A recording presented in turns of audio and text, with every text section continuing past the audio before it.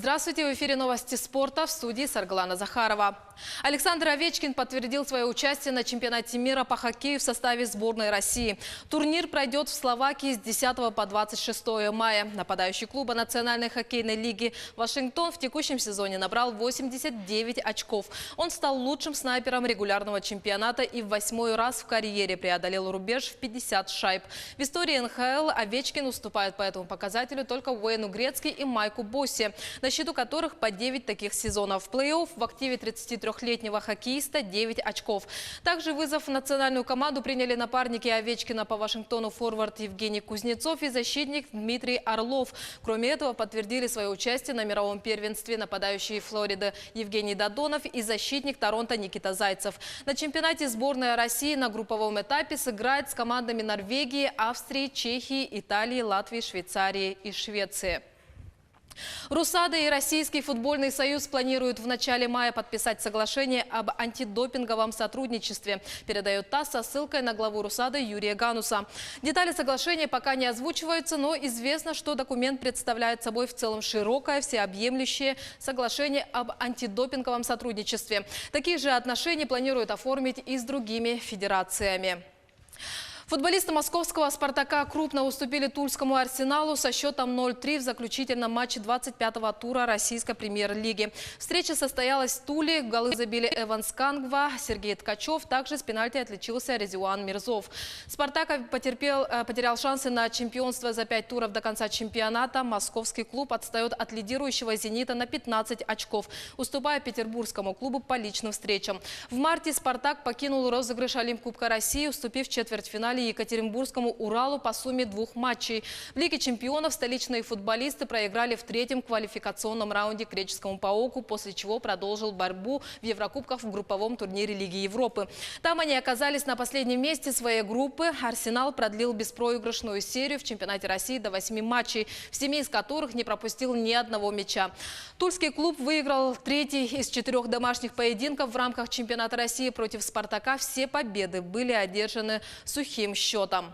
В другом матче 25-го тура премьер-лиги «Крылья Советов» уступили «Уралу». Встреча прошла в Самаре. Противостояние завершилось победой гостей со счетом 1-0. Команды смогли порадовать зрителей изобилием опасных моментов, но роковую ошибку «Крылья» допустили на 60-й минуте. Тарас Бурлак грубо сыграл на Андрея Егорычеве и в своей штрафной, и арбитр указал на 11-метровую отметку. Отман Эль-Кабир точно исполнил стандарт.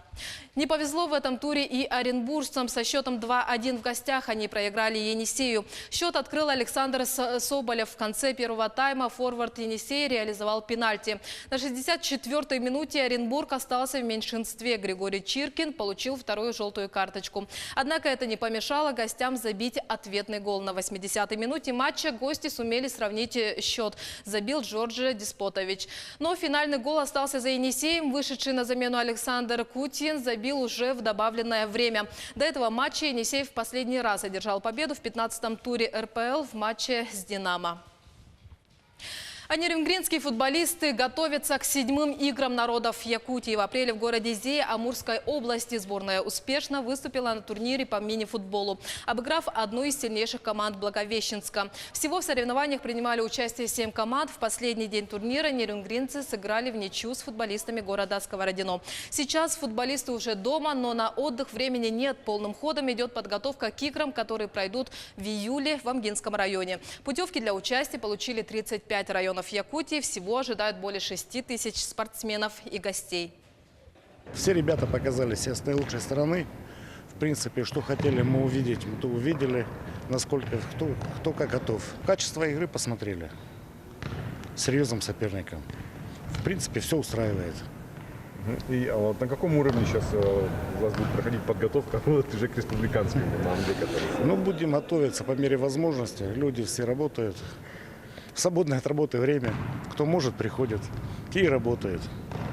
Осталось 2 месяца. Будем стараться. В Алтанской спортшколе Олимпийского резерва по зимним видам подвели итоги сезона. Поговорили и о том, что ждет спортсменов в летнее время. Подробнее в материале Татьяны Вахниной. Лыжный сезон завершился, однако воспитанники Республиканской детско-юношеской спортивной школы Олимпийского резерва города Алдан продолжают оттачивать технику и мастерство. Режим у ребят остается плотным в течение года. Пока не сойдет снег, тренировки проходят на трассах. В теплое время года лыжи ребята сменят на ройлеры. У нас начинается сезон с лета. Это первые старты, это бывают лыжероллерные гонки в августе. И начиная с октября месяца у нас начинаются учебно-тренировочные сборы практически всю зиму, потому что, сами знаете, у нас в Якутии все-таки очень холодно по всей Якутии. И именно январь, декабрь, февраль у нас все дети с республики проходят учебно-тренировочные сборы. В Олимпийский резерв дети могут войти с 9 лет. Воспитанниками Республиканской школы Олимпийского резерва города Алдан становятся подростки, учащиеся средних классов. Образование будущие олимпийцы получают в одной из городских школ. Педагоги хвалят ребят выдержки, дисциплинированности и умение достигать поставленных целей юным спортсменам не занимать. Да, все дисциплинированные, всех спортсменов, у них жесткий режим, жесткая дисциплина. И дети наши стараются, чтобы достичь своих целей в спорте, в учебе. В период учебно-тренировочных сборов школа Олимпийского резерва собирает более 100 подростков. Порядка 20 юных спортсменов проживают в интернате в течение учебного года.